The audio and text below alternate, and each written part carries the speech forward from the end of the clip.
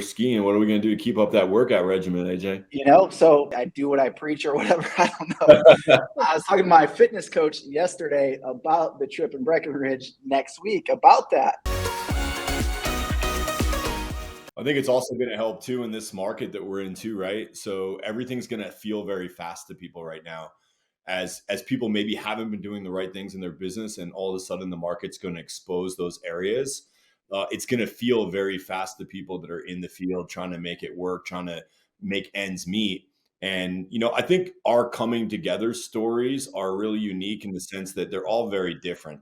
Lars being in corporate America already, AJ, you kind of having a clear path before you step foot in the industry, me kind of falling into the industry. We all have very unique stories, but the three of us are extremely aligned when it comes to what our impact and purpose is, and also how we're leveraging our real estate businesses for our families and for our neighborhoods and our organizations. But right now it's going to feel dire and it's going to feel urgent. So I think us doing this weekly show, talking about what is going on out there in real times from three different perspectives, is going to really help people. Yeah, and I'll add one, and I'll kind of steal this from AJ. When I built my business, I built it with two freedoms in mind, specifically two freedoms. So it was, I learned early on that if you're a busy agent, you don't have time. So you're working evenings and weekends. You're working when you don't want to work. And you may have financial, not even freedom, right? Because you're the only person. It's kind of like real estate. I don't know if you guys have ever been to a gym where they have those treadmills that are a little bit curved, but they have no motor. And so they only move if you are, and they're hard to freaking move. Like you can kill yourself on this, like feels like 1,000,000 pounds that you're trying to, that's real estate. If you get off of the real estate transaction treadmill, the thing stops and there's no money coming in.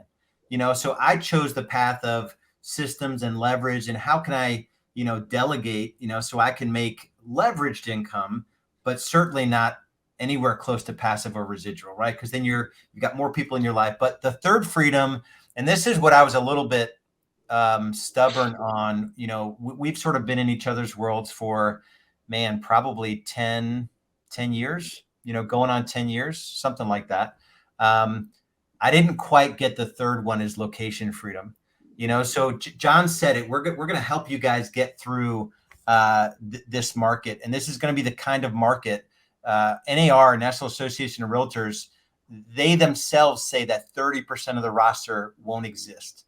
So 1 out of 3 agents won't be in business. It may be a little bit worse than that. So we're going to help you tactically get through all that, even in this launch episode. Lars, too, it's also worth mentioning, there's no shame in that. Like you and I were tagged on a communication this morning, and somebody who's extremely successful in real estate is saying this is one of the hardest periods I've ever gone through. So, I think that we can't have our head in the sand about it, and that we got to get really proactive right now. Yeah, that's awesome. And I'll just drop the third freedom. So the big vision we have for folks that kind of get a little bit more into our world is that there is time freedom, there is money freedom. And ultimately, and to John's point, it may not be today, but we want you guys to have a vision where there is location freedom, where you don't have to be just like on vacation working deals or sweating that you're losing income because you're taking vacations. So that's the big picture vision for this channel. Everything that Real Estate Game Changer stands for is time freedom, money freedom, and location freedom. So we're going to guide you guys there. And there will be a bunch of turbulence between now and then if you're in production the next couple of years. All right. So let's get into, let's talk about the mistakes that you guys are seeing agents make. These could be mistakes that you made coming up in the Great Recession years in business, or agents in your organization that are coming to you, and like what mistakes maybe specific to this market or in general are you seeing agents make as they say they want to grow, but maybe they're not growing? Yeah, I'll jump on that. So I think what I'm going to say applies always, but it's even more important right now in the market that we're in. And that's just getting back to the basics, sticking to the basics. And what basics am I talking about? Creating habits, specifically lead generation. If you're not prospecting or lead generating, lead generating for 1 to 3 hours every single day as an agent right now, you're really going to struggle. The agents, that 30% that are going to be erased from the roster that Lars is talking about, those are simply going to be the agents that are not proactively lead generating, having new sales conversations every single day, building a pipeline. They're going to be wiped out. And that's good news for you that's going to take action on this information by building that habit today, because you're going to be one of the 70% that stays. And I think over the market that we've had the last few years, maybe agents got a little lazy, just kind of thought, well, hey, people are calling me, my phone's ringing, I don't need to prospect like I was. And they're just kind of coasting. And I always think of it like getting to the gym. Over the past 6 months, I've retaken my health journey. It's kind of been like this over the years, that roller coaster.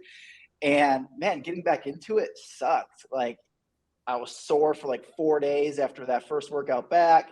I didn't want to go the second time. It was just awful. It was painful. It was miserable. But now I like it again. In fact, I love it. I'm going to work out after this call.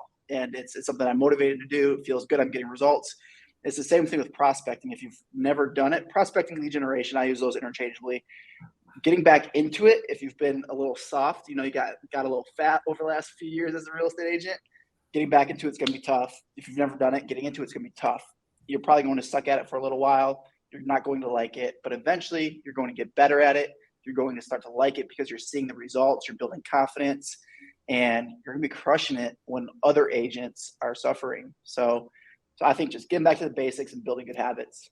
What are you going to do in Breckenridge next week when we're skiing? What are we going to do to keep up that workout regimen, AJ? So I what was this saying? I do what I preach or whatever. I don't know. I was talking to my fitness coach yesterday about the trip in Breckenridge next week about that. And because I'm counting macros right now, I'm hitting the gym 4 days a week. I'm getting my 8,000 to 10,000 steps every day. And I haven't yet committed, because I told him, I was like, we're going to some great restaurants that I love to go to. Breckenridge is an annual trip for our family. And we've shared many experiences there, all of us. So I basically told him I'm not going to go all out like the three of us did in Jackson Hole a couple months ago. So I'm not going all out. Dude, that was the best mac and cheese I've ever had. Best mac and cheese. Best everything I had at the we were at a resort snowmobiling, not a resort, but like a cabin in the middle of nowhere, snowmobiling a few months ago. So that's what I'm referring to. So I basically told him, which I'm still gonna stay on track, but also give myself some leeway to enjoy some food. So I have a coach for fitness, and just like we've all had coaches in real estate, coaching is another thing that everyone should have as a coach. It's crucial. Well, I would echo what you said. I mean, I think that we have a false sense of activity this day and age, more so than any time in my 20 plus year journey in real estate. Like, we think we're doing the things that we need to do and we're busy, but we're not busy doing the things that we need to do. So like, I would echo what you said, but also add on, like, okay, so maybe you're approaching it, AJ, from what an agent needs to hear. The mistake that I've made in the past is, as a team leader, thinking that I can motivate my sales force, therefore my agents, to do the activity that's required. And there's certain things I can do to help that. I can certainly have the right metrics and KPIs and hold them accountable. But if I'm not actually stepping into it with them and showing them what real prospecting looks like, I can't expect them to do what I'm unwilling to do. So looking back over my time as a team leader, when we were the most successful as a company, it was because I was in there doing what I expected them to do as well, and they were following suit. So we have to be that thermometer. We have to set the bar for what activity looks like. Otherwise, everybody's just not going to do enough. Think about this. What Lars said is absolutely true. Like, we'll lose 30% of the real estate roster across North America in the next 12 to 24 months. So with that being true, think about how desperate people get when they're just about to lose their career. So, these are people that have bills, have mortgages, have car payments, have a lifestyle that they've been enjoying for the last 2, 4, 10 years as this market just continued to go up, up, up, up, up. And now all of a sudden they're about to lose all that. Expect that it's going to be very difficult, say now, for the next 6 to 12 months. And you're going to have to do not only average or above average work ethic, but you're going to have to be so far above average that people are scared to even compete with you. And I think that's the level of activity and intensity that we have to be at to make it through this storm. And it's not going to be like, well, you can make it through a little bit or you can make it through a lot. It's either you're going to make it through and come way out on the other side of this thing and benefit like you've never benefited in any other period of your career, or you're going to lose. There's going to be no in between as I see it.